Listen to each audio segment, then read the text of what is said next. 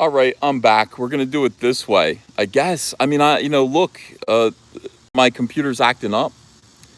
Normally, I can, and lately I've been able to live stream hijacking the extender that's up in my son's room that kind of reaches down to the basement somehow. I don't really know. I don't know how it's working. I have no internet. My normal internet service is not working. So I'm kind of stuck out here. Uh, using LTE to try to stream. You guys hear me okay? I don't see any comments. I see there are 41 people in here. Let me see. Live chat. We'll see if we can get you guys. Okay. Live chat. If you guys can hear me, say yes. Say hello. Say hello. So far, no comments. Well, I'll just wait. I'm sitting in the backyard here, chilling. Hunter's coming over with a bunch of friends, so it's going to be weird when that happens. But this just seems like maybe the best place to live stream right now. You know, no comments. 77 people watching, no comments yet. So I don't know if I'm connected. I don't know. So I guess I'll just start talking. We'll talk this through. Yeah, I came home from picking up my books. Cyberfrog Blood Honey is now in print. It's just proof copies. I mean, they are temporary. They exist to kind of show what the book is going to look like, but they're not perfect yet. These are not copies that are meant to be distributed or anything like that. They're just for your own benefit. And they could be preview copies. I could send them to people to be reviewed. If I want to. But I don't think I will. I don't think that's the thing to do with a Indiegogo book. Crowdfunded book belongs first and foremost to the people who backed it. I see I'm getting super chats, so why can't I read what you guys are saying? I don't understand that. Everything's a living hell at all times. Yeah. I don't know. Let me do this right here. Nope, that doesn't work. I mean, it should be coming up. Super chats. I can't see any super chats either. All right, so I don't know. I don't really get it. But I'll just keep talking. I'll talk, and I assume you guys are here. So I got home and I went on Twitter because I'm pretty excited about showing you guys the comics. You guys have been waiting a long time. I've been waiting a long time. I dream about Cyberfrog being in print. It's like I've been waiting for Cyberfrog Blood Honey to be in print for, a year, just like you guys have. So, getting this copy in print, showing it off, like I meant everything to me. Like getting on a live stream, going on Twitter, showing people that here it is. If I have enough juice, I want to go on and post an update on Indiegogo about it as well. But there is never-ending strife with Comicsgate. Comicsgaters.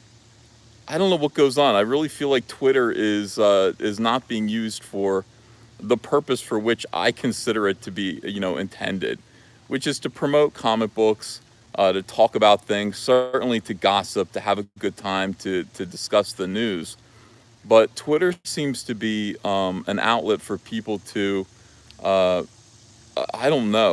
to express their anger, to stalk one another, to be jealous, to be rude and cruel, and at each other. I wish comic skaters weren't like that. I wish we were rude and cruel to SJWs and not to one another.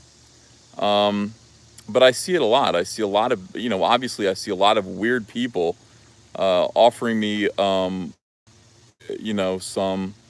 kind of strange, ugly posts, tweets, and stuff like that. I'm good at ignoring that. It's not a big deal. That is what it is. That comes with the territory. People start acting very, very strange, I don't know, on social media when it comes to me. I talked to Andrea about it. I talked to my friends about it. I don't really know why, why it happens, but it does happen. It's just, an occurrence in my life. Now, Doug Tennapel is an interesting situation. I mean, Doug Tennapel, uh, hmm. Well, I mean, look, people always told me about Doug Tennapel.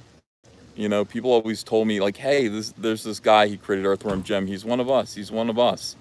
And I never really spoke to him before. We belonged to the same private Facebook chat room for conservatives and comics. He was in there. He didn't post very much. But he knew I was in there, and this was a good way to network. Like, everybody knew each other. If you were a conservative in comics, we all knew each other because of this room. So it was a good way of saying, yeah, that guy's one of us. He's not going to call you a Nazi.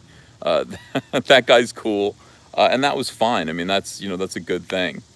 Doug was in there, but I never really spoke to him. And then when Comicsgate started kicking off and Cyberfrog was a success, he reached out to me. And of course, because I knew him from our secret room and I knew he was one of us, I kind of said, yeah, sure, I'll help you any way I can. I'd be happy to, come up with a new character, et cetera, et cetera. And yeah, Doug kind of joined Comicsgate. He said he was Comicsgate to the bone. He believed in all the principles. And Bigfoot Build did pretty well. I think it raised, see if I can flip this over. What happens if I do that? No, I got to, okay. I don't know. I feel like holding this with this hand. And he did pretty well. I think it raised like almost $200,000, if not more. And he said to me, I said, are you going to do Bigfoot Build 2? And he said, no, I'm going to leverage. Hey guys, how you doing? I have to live stream out here, Hunter. We have no internet at all, like none. Yeah, I was trying to do a live stream, like using Pool Bigger Than Kanye. Yeah. And it kicked, what? 3 more of my friends are coming. They're in separate cars. That's fine. I'm just going to be out here live streaming though. Okay. So you're going to hear me talking to myself while you guys are swimming. Okay. All right? Not a big deal. I don't know. This is my backyard. What are you gonna?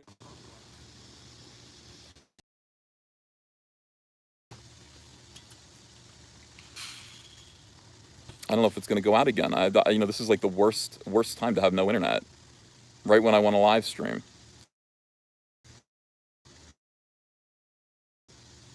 So anyway, he said, no, I want to do Earthworm Jim, and he did Earthworm Jim, and I was really happy for him. But I started to sense a little weirdness because he started to sort of embrace people. There are people on YouTube, very strange people who make up rumors about me. People who say I abducted my wife. People who say that I am a mafiosa. People who, say all kinds of weird stuff about me. And these people are very, very strange. I mean, obviously very strange people. And I started to see Doug embracing them. And like really embracing them, like inviting them to sort of be his friend. And I was like, that's weird, because aren't we friends? Like, you would, like, if somebody were really hostile towards any one of my friends, like in a real nasty way, I wouldn't befriend them. I wouldn't show them affection or courtesy. I find that to be something that you just don't do to somebody who's making trouble for your friends. And I felt weird about that, but then again, I kind of thought like Doug's whole strategy was just to sort of embrace all of, the customers that he could, and that made sense to me. But then I saw him at San Diego Comic-Con, and he did a panel where it was like about crowdfunding comics, and it seemed like he thanked everybody in the world for his success for Earthworm Jim, including people that I know didn't help him at all, and a few people who actively didn't want him on that panel. And he's thanking them, and he didn't thank me for helping him, and I took that personally. And this is the thing, like, it wasn't necessary, I guess. Maybe I'm a very sensitive guy, but I did take that personally. I said, why wouldn't he thank me? Why wouldn't he say, and I want to thank Ethan Van Sciver for helping me and showing me how to do this, and putting me on his show and introducing me to his audience that I marketed to. And no, nothing even close to that. Like, he's thanking people that had nothing to do with his success at all. So I kind of just I said something on Twitter. I kind of said, I wish I was surprised that you didn't mention my name. And he wrote back to me and like in private, and he said, "You put out a Twitter hit on me." And I was like, "What?" I just said, you hurt my feelings because you didn't thank me at that panel. You put out a Twitter hit on me. Anything that you have to say to me, you can say in private. And I was like, that's weird because like you're kind of accusing me of being anti-Christian with Comicsgate, like in public. You're saying that like, Caesar hates Christians and stuff like this, and you're not coming to me in private. Like, I don't understand what this is all about. So we had a nice long talk. I mean, literally, we were kind of going back and forth and talking with each other honestly about our points of view, about what Comicsgate is, what it should be, and also where we differ. And I think we ended on a good note. He said, "No, we're cool." And then today I got home, and he blocked me on Twitter. So, and apparently blocked me on YouTube. I don't know how you block someone on YouTube, but that's what I hear, and I don't really understand that. I don't get that. I mean, there are people. It takes a lot for me to block someone on Twitter. You have to be absolutely worthless to me for me to block you on Twitter. You have to be somebody who I have no use for. No, I don't owe you a damn thing. I don't know you. You're just causing me trouble. So the hell with you, blocked. I don't know. So, those of you who are like, why did that happen? There's obviously a lot of stuff going on beneath my notice. Things that I am not aware of. There are fights and squabbles. There are endless somebody yesterday said, this is going on, and I blame Ethan for this. I don't know what you're talking about. I have no idea. I don't follow this drama. And when I do pay attention to the drama, I find it childish. I find it boring.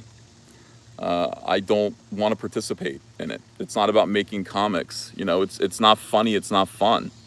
It's not something. My hand's getting tired. It's not something that I want to be involved in. I don't. I want to be involved in making comics and making videos. Gay ops, wars, private wars with people, different factions within Comicsgate fighting about, this and that. Not interested. I'm out. That's not what I'm going to do. And I don't participate in that. I don't want to be a part of it. I don't want to know about it at all. I don't. I see it and I just think, here's what happens. It's just an endless trap. Get involved with this. Scrutinize these fights, these weird fights that adults are having on Twitter. Take responsibility for it. These people are your fans. Straighten them out. Tell them what to do. That doesn't sound like a good idea. That sounds like a terrible idea. That sounds like something that would get me in trouble, for me to start telling other adults what to do. Nevertheless, what I will do is I will set an example, try to set a good example, and hope that, people who are, fans of mine will actually follow my example. And then occasionally I'll come out and say, don't do this. Everybody, not individuals, but behave this way. If you care what I think. And that's about as involved in it as I want to get. I don't. So all of this is happening at once. I'm noticing it a little bit on Twitter. The people that I don't have muted, and I do mute people who fill up my timeline with endless squabbles that I don't want to be concerned with. I do mute those people. This is all happening simultaneously. So what exactly is it? What's going on? Why is the creator of Earthworm Jim blocking me on Twitter? What? I mean, look, a year and a half ago, we weren't speaking at all. A year and a half ago, I barely knew your name. A year later, here we are. I don't think I've done anything to Doug Tennapel. I don't think I've done anything to Doug Tennapel that I should be ashamed of, I don't owe him an apology for anything.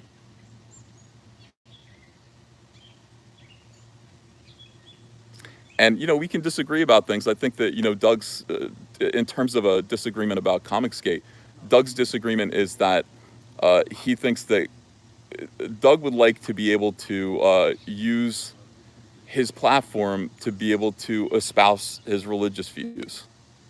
And this is something that, whether or not I agree with his religious views in general, is quite beyond the point. The point is that Comicsgate was an answer to. I'm going to flip the camera around. Comicsgate is an answer to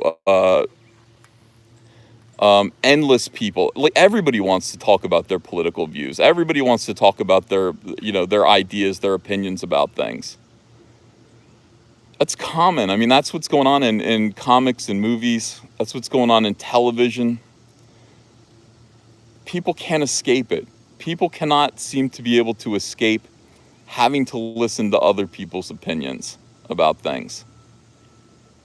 And I feel, it's my opinion, that most people's opinions, especially comic book professionals, in particular comic book professionals, their opinions about the world, current events, politics, religion, are not really that worth listening to.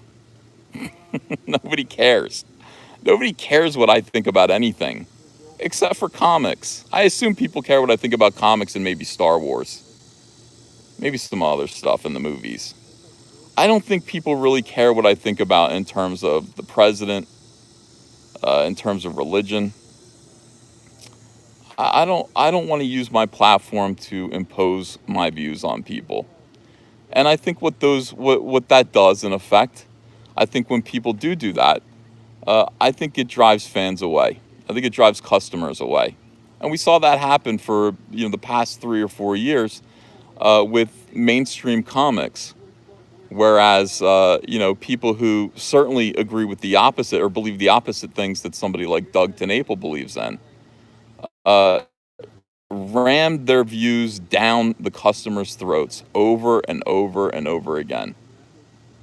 You could not escape through your escapist medium of comics. There was no escape. We had to listen to what they thought about everything all the time. And a good deal of us as fans and customers got sick of it. We got sick of it. And it's not even what they were saying. It's not even the fact that they had views that we disagreed with, even though certainly that was the case. That wasn't necessarily the problem. The problem is that wasn't what we came to them for. We came to them for Spider-Man comic books that were fun. If we wanted to hear about Trump, Orange Man bad, we would turn on CNN or MSNBC. But we're not doing that. We're just trying to read Spider-Man stories. And then if we want to hear updates and news on Twitter about what's going on, the creative impulses of these people, they're telling us they hate us.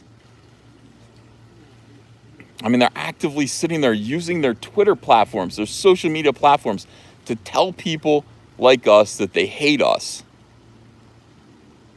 Now, for some people, that's great. Some people are like, hey, good, I hate those people too. I'm glad that we hate the same people. But the country's divided, and it's divided in many different ways. Comicsgate to me exists because we've decided, a group of us have decided, that the best way to sell comic books to everyone, and by the way, these SJWs are always saying comics are for everyone. Comics are for everybody.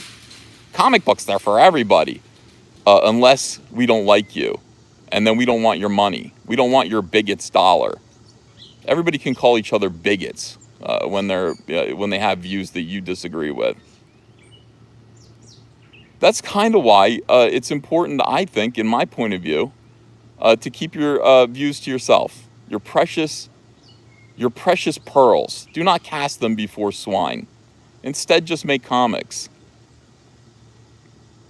Don't exclude people. Don't make your customers feel like you hate them. I don't want anyone to think that. I don't want people who are actually thinking about buying my fraud comic book to think I may dislike them. I just don't want that to be the case. So I struggle to kind of keep those things to myself. Now, I have some views about SJWs that I talk about all day long. That's important. That's at the heart of Comicsgate. Now, these people do not. They believe the opposite of what I believe. They believe that comics exist especially to espouse their politics and always have. I disagree with that. I don't think that's true. I don't think comics have ever felt so divisive, ugly, cruel, small. I don't think the industry has ever felt so endangered, precarious. And a lot of the reasons why the industry feels this way right now are because of those attitudes. Those attitudes. People who cannot exercise restraint. People that insist on using the platform that mainstream comic book characters gave them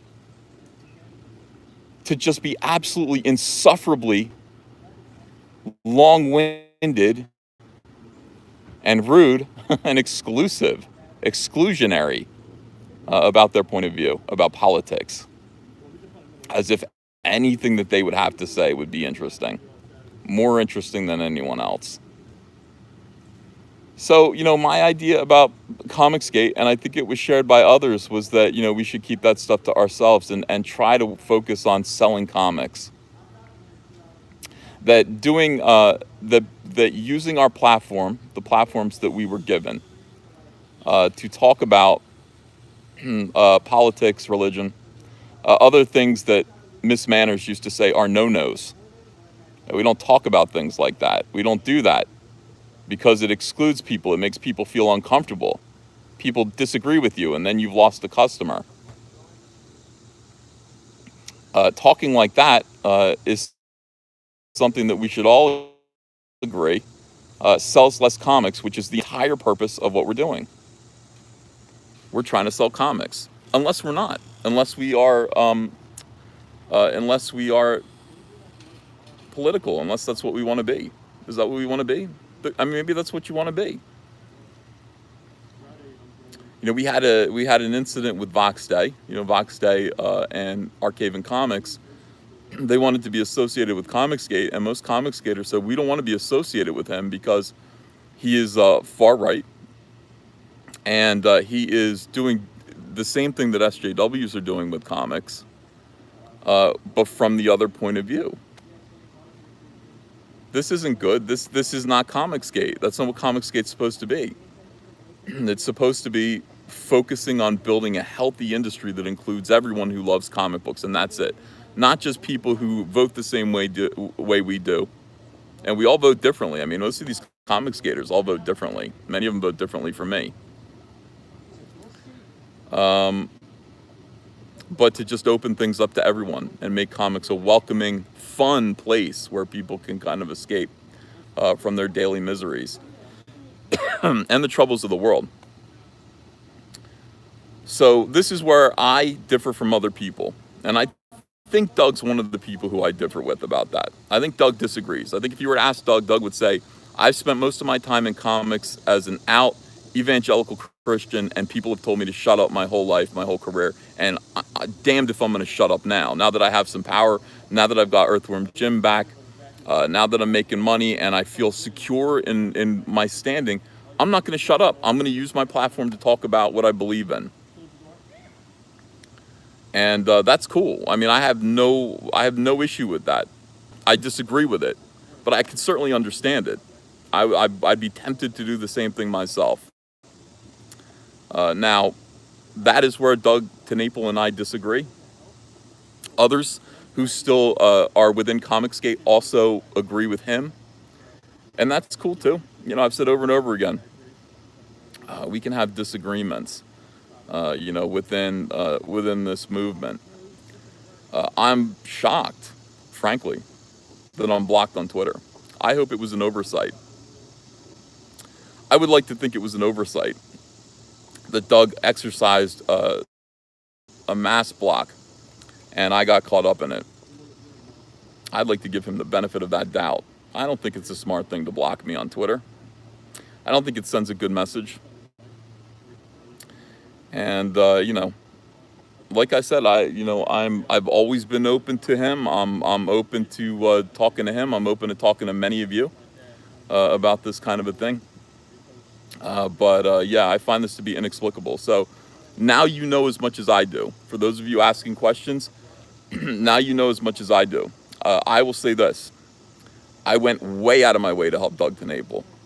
Many of you know this. Those of you who've been following Comicsgate for a year know that I helped him at no benefit to me, except I enjoyed his company. I thought he was funny.